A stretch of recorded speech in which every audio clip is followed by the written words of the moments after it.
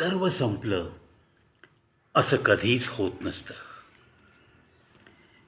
या कथेचा 45वा भाग घेऊन आज तुमच्या भेटीस आलो आहे. अजय सर, अनूप आणि आदू हॉटेलवर पोहोचले. नेहमीप्रमाणे आपले नंदू मॅनेजर यांनी हसतमुखाने स्वागत केलं आणि मग अनूपच्या रूममध्ये, अनूपच्या केबिनमध्ये नेहमीप्रमाणेच अजय सर आणि अनूप जाऊन बसले. कॉफीचा जग, मस्तपैकी 2 मग आणि थोडीशी बिस्किटं, असं सगळं चेंबरपर्यंत आलं. आणि मग अनूपने आपल्या गुरुला, आपल्या आप्पांना, अजय सरांना एकच सांगितलं की आजची पार्टी सगळी तुम्ही मॅनेज करायची. आजपासून मी काल तुम्हाला वचन दिल्याप्रमाणे माझ्या कामाला सुरुवात करतो आहे. आणि एवढं करून कॉफी वगैरे संपली, गप्पा झाल्या. एक 15-20 मिनटं छानपैकी अजय सरांशी मनमोकळेपणाने अजून इकडच्या तिकडच्या गप्पा मारून अनूप जायला निघाला. पण जाण्यापूर्वी त्याने अजय सरांच्या चरणाला स्पर्श करून आशीर्वाद घेतले. अजय सर नेहमीच्या सवयीप्रमाणे मागे सरकले. अनूप, तू माझ्या पाया नाही पडायच्यास, तू फक्त मिठी मारायचीस. अरे, आशीर्वाद देण्या इतका मी काही महान माणूस नाही आहे आणि नाही मी तुझ्या पप्पांची बरोबरी करेन, शक्य नाही आहे. त्यातूनही तुझ्यासारख्या क्वालिफाईड माणसाला, अरे, तुझ्या आईवडिलांचे आशीर्वाद नेहमी सतत तुझ्यासोबत असणार आहेत, पाठीशी असणार आहेत. तुला काहीही कमी पडणार नाही. अरे, मी फक्त एक निमित्त आहे. पण मी तुला वचन देतो की मी आहे तोपर्यंत तुला इकडची कोणतीही काळजी करण्याची गरज नाही. Try to live your own passion, try to live your own life. तुला जे काही करायचं आहे आयुष्यात, कितीही उंच भरारी घे, खाली जमिनीवर तुझा हा आप्पा तुझ्या प्रत्येक गोष्टीची अगदी तुझ्या बाबांप्रमाणे तुझ्याप्रमाणेच काळजी घेत राहील. असं वचन दिलं. अनूपचे डोळे तरळले. आप्पांनी त्याला मिठी मारली, पाठीवर थोपटलं. त्या स्पर्शातून अनूपला खूप मोठं बळ मिळालं. Action speaks louder than words, असं जे बोललं जातं त्याची प्रचिती पुन्हा पुन्हा अनूपला अजय सरांच्या स्पर्शातून येत होती. किती आश्वासकरित्या त्यांनी पाठीवर थोपटलं. जणू काय ते सांगत होते, Anup, go ahead my dear son, don't worry about anything. Anup हा निरोप घेऊन तिथून बाहेर पडला. आदूला त्याने खूण केली आणि मग अनूपची कार हॉटेलमधून बाहेर पडली. अजय सर थोडा वेळ आईबाबांची तस्वीर असलेल्या त्या खोलीमध्ये शांतपणे बसून राहिले, अनूपच्या बाबतीतच विचार करत. आणि असे विचार करता करता मग आजची पार्टी, आजचं बुकिंग, आज पुन्हा 80 ते 100 लोकांचं बुकिंग आहे. बुकिंग करतानाच त्या लोकांनी 100 म्हणून सांगितला आकडा. त्याप्रमाणे मग सगळे तयारीला लागलेत का नाही हे बघण्यासाठी आणि थोडंसं फेरफटका मारून यावं, खाली चौकशी करावी. आणि मग नंदू मॅनेजर साहेब सर्व काही पाहणार असतील तर मग एक बाहेर चक्कर मारून यावी, अशा इराद्याने अजय सर खाली उतरले. नंदकुमार यांच्याशी थोड्याशा गप्पा, हसी मजाक, काही वेटर लोकांशी हसी मजाक करत करत अजय सर किचनमध्ये गेले. तिथला त्यांनी चार्ट बघितला. आजच्या ऑर्डरमध्ये काय काय मेनू सांगितलेत त्याप्रमाणे सगळी तयारी चालली आहे की नाही. जे काही स्वतःला ज्ञान होतं त्या ज्ञानाप्रमाणे अजय सरांनी सुरुवात केलेली होती आणि त्यांची निरीक्षण क्षमता एव्हाना स्वयंपाकघरातील सगळ्या कुकला, असिस्टंट कुकना सर्वांना माहिती झालं होतं की कोणत्या गोष्टींमध्ये अजय सरांचं बारीक लक्ष असतं. त्यांनी फक्त प्रत्येकावरती एक प्रेमळ कटाक्ष टाकला आणि मग तिथल्या एका असिस्टंट कुकला पाठीवर थोपटत त्यांनी विचारलं, चल रहा है ना दोस्तों, सब कुछ ठीक चल रहा है ना? क्या कुछ खामियां है? आपका कुछ डिमांड? बताइए, फ्रैंकली बताइए मुझे. अगर आप मैनेजर साहब को बताने में थोड़ा बहुत हिचकिचाहट होती है आपको, तो आप मुझे बोल सकते हो. सगळ्यांच्या चेहऱ्यावरती या अशा शब्दांनी एक स्मितहास्य आणि तिघा चौघांनी तर हात जोडले. नहीं सर, कुछ भी कमी नहीं है, और अगर कुछ भी रहा तो ज़रूर आपको ही बताएंगे, और आप जब है तब हमें तो कोई फिक्र नहीं. पार्टी तो बस अभी जो 2-3 पार्टियां हो गई बड़ी बड़ी, बिल्कुल उसी हिसाब से ये पार्टी भी बहुत बढ़िया हो जाएगी. आप जो हो ना सर. अरे कोई बात नहीं, आपके कष्ट है, मैं भला क्या करता हूँ. मैं आके बस थोड़ी बहुत हंसी मजाक करता हूँ, आपकी हौसला अफजाई करता हूँ, आपके घर के बारे में, आपके बारे में तहे दिल से थोड़ी बहुत पूछताछ करता हूँ. इसके अलावा तो मैं और कुछ नहीं कर सकता. बाकी सब आप तो कर रहे हो. Credit goes to you. जो कुछ भी होगा वो आपकी बदौलत होगा, और आप हो तो ये होटल है, इसका एहसास मुझे ज़रूर रहेगा. कोई फिक्र ना करो, चलो काम में रहो, मैं थोड़ा बाहेर जाके आता हूँ. अशी सगळ्यांची परवानगी घेऊन छानपैकी सगळ्यांना थोडंसं बळ देऊन, सगळ्यांची स्तुती करून, स्तुती म्हणजे उगीच तोंडदेखली स्तुती नाही, खरोखर त्यांच्या कष्टाचं चीज व्हावं असंच तर अजय सरांचा स्वभाव.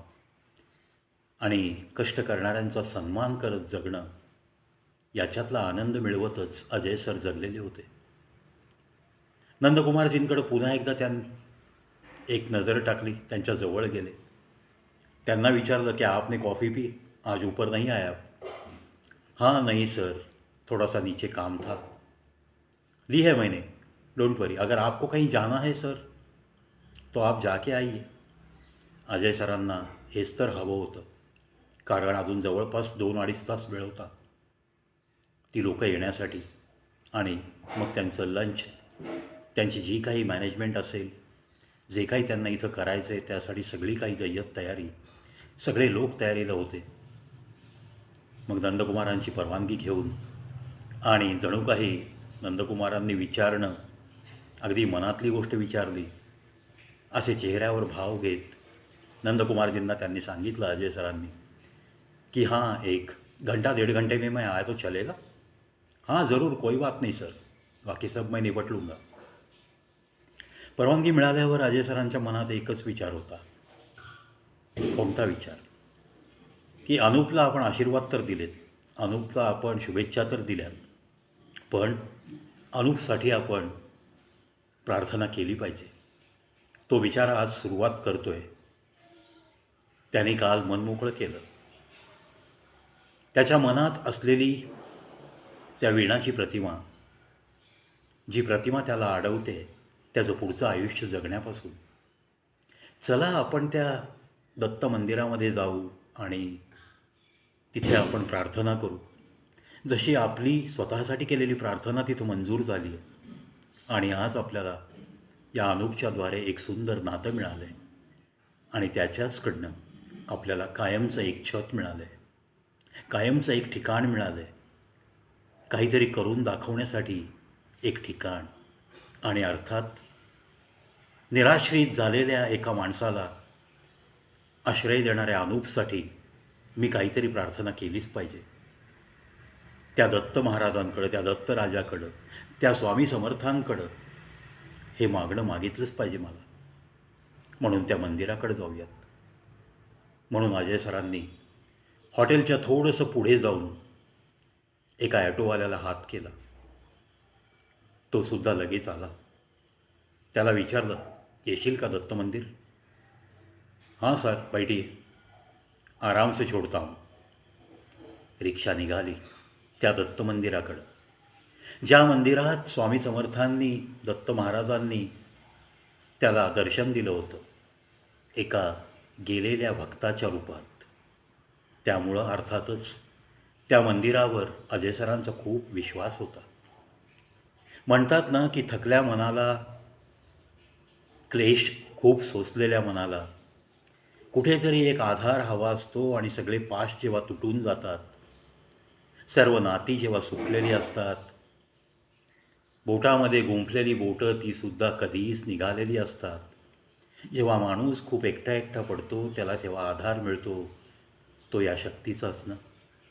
आणि या शक्तीने त्याला आधार नाही दिला तर त्याच्यावर कृपा पण केली होती. अशा सगळ्या विचारांमध्ये तो ॲटोमध्ये बसलेला अजय, तो केव्हाच त्या दत्तमंदिरात पोहोचला होता, तनानी मनानी. आणि मग 10-12 मिनटाचा प्रवास करून ती रिक्षा मंदिराच्या अलीकडे थांबवली गेली.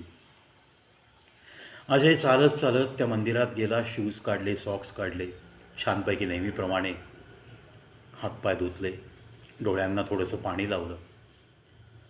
थोडा वेळ बाहेरूनच त्या सभामंडपाकडे, त्या गाभाऱ्याकडं पाहत उभा राहिले.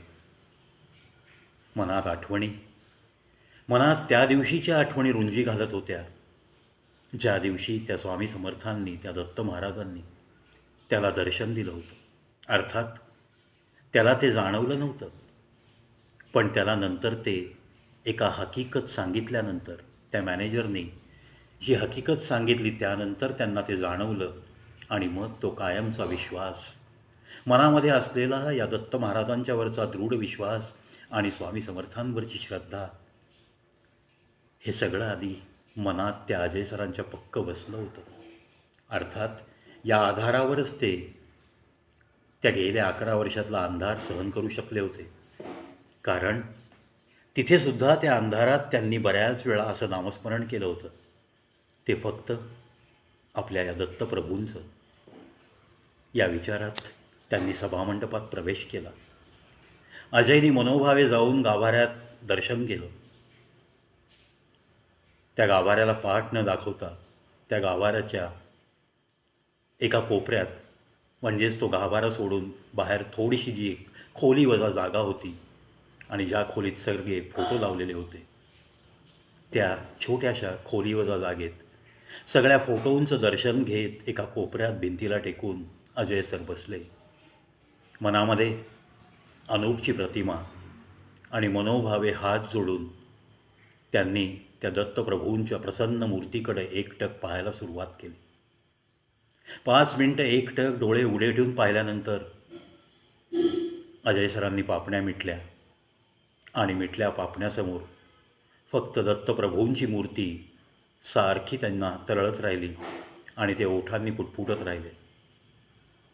दत्तप्रभू, माझं जे कल्याण करायचं ते तुम्हीच केलेलं आहे आणि आज मी खूप मोठी जबाबदारी स्वीकारली आहे. या अनूपची, या बछड्याची, आईबापाविना जगणाऱ्या या एका बछड्याची, ज्याला उंच आकाशात भरारी मारायची. त्याचं विश्व वेगळं आहे. तो या दलदलीत अडकलेला होता, तर तरीही आनंदी राहत तो काय करायचं ते कर्तव्य पार पाडत होता. केवळ आपल्या बाबांचं स्वप्न ते पुढे न्यायचं आहे. केवळ हे हॉटेल बंद पडू द्यायचं नाही, म्हणून तो इथं अडकला होता. आज मी त्याला परवानगी दिली आहे परदेशात जायला. त्याचं विश्व आहे, त्याला तिथं काहीतरी हाक मारतायत. त्याचं कर्तव्य, त्याचं स्वप्न त्याला बोलावतंय तिकडे. मग त्याला नका अडकून ठेवू. त्याला ते बळ द्या, त्याला ती ताकद द्या. त्याची जी जनप्रियता, लोकप्रियता आहे त्या कंपनीमध्ये, तिथंच त्याचं काम होऊ द्या. तिथंच त्याला अधिकारी पदावरती रुजू होऊ द्या. कोणत्याही अडचणीमध्ये आल्या नाही पाहिजेत.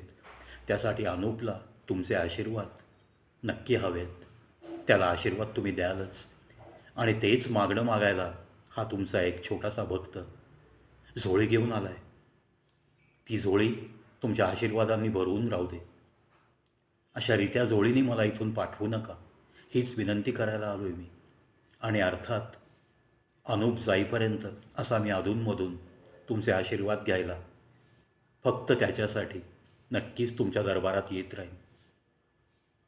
असं काहीसं छानपैकी पापण्या मिटत पुटपुटत प्रार्थना करत अजयला अर्धा तास कसा गेला कळलं नाही.